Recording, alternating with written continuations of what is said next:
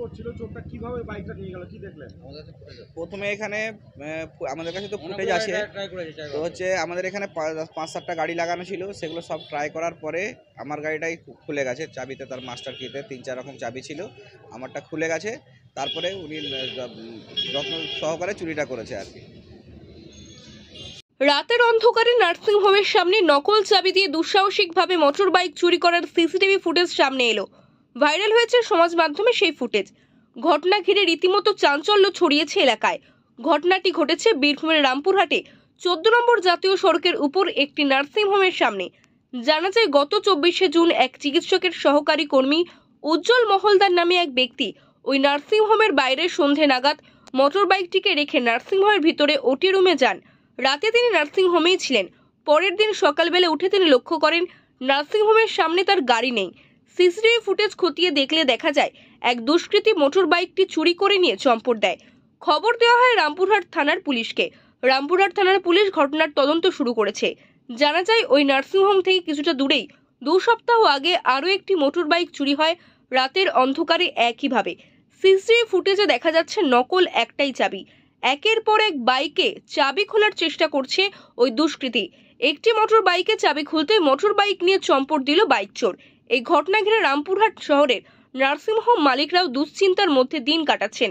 কারণ নার্সিংহোমে অনেক রাত পর্যন্ত বিভিন্ন অপারেশন চলে। চিকিৎসকদের গাড়ি ও রোগীর আত্মীয়দের গাড়ি লাগানো থাকে নার্সিংহোমের বাইরে। এইভাবে চুরি হলে তারা মোটর বাইক রাখবেন কোথায় সেই নিয়ে চিন্তা বাড়ছে নার্সিংহোম মালিকদের। মনে করা হচ্ছে একই চাবি দীর্ঘদিন ধরে ব্যবহার করার কারণে তা ক্ষয় হতে শুরু করে, ফলে বাইকের তালা নষ্ট হয়ে যায়। সেই সুযোগ কাজে লাগায় দুষ্কৃতীরা। যদিও সাধারণ মানুষ নিরাপত্তা নিয়ে প্রশ্ন তুলেছেন রামপুরহাট থানা এলাকায় পরপর একের পর এক চুরি বেড়ে চলেছে সেই নিয়ে। গত সপ্তাহে রামপুরহাট শহরে একটি বহুতল আবাসনে ও একটি বাড়িতে চুরির ঘটনা ঘটে। গত শনিবার রামপুরহাট থানার চাকাইপুর ও ছোড়া গ্রামের রাস্তায় গাছের গুঁড়ি ফেলে এক অন্তঃসত্ত্বার অ্যাম্বুলেন্স থামিয়ে টাকা সোনার গহনা লুটের অভিযোগ ওঠে দুষ্কৃতীদের বিরুদ্ধে। যদিও এই সমস্ত ঘটনার পর কোনো কিনারা হয়নি এখনো পর্যন্ত। আমি উজ্জ্বল মহলদার, আমি ডাক্তারবাবুর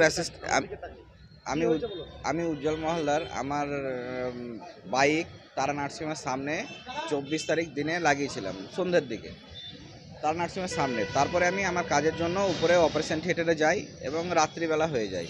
তো তারপরে আমি গাড়িটা না নিয়ে রেখে উপরেই ছিলাম রাত্রে ওটি অপারেশন থিয়েটারের সামনে। তারপরে হচ্ছে যে সকালবেলায় উঠে দেখি যে গাড়িটা নেই ওখানে। তো তারপরে সিসিটিভি ক্যামেরায় ফুটেজে দেখি যে গাড়িটি রাত্রিবেলায় চুরি হয়ে গেছে, রাত্রি 1টার সময়, এই 1টা থেকে 2টোর মধ্যে। তো থানায় অভিযোগ জানিয়েছি। তো থানাতে আমাকে আশ্বস্ত করেছে যে গাড়িটা কিছুদিন সময় নিয়েছে এবং বলেছে কিছুদিনের মধ্যে হয়তো গাড়িটা জোগাড় করে দিতে পারবো বা ব্যবস্থা করব।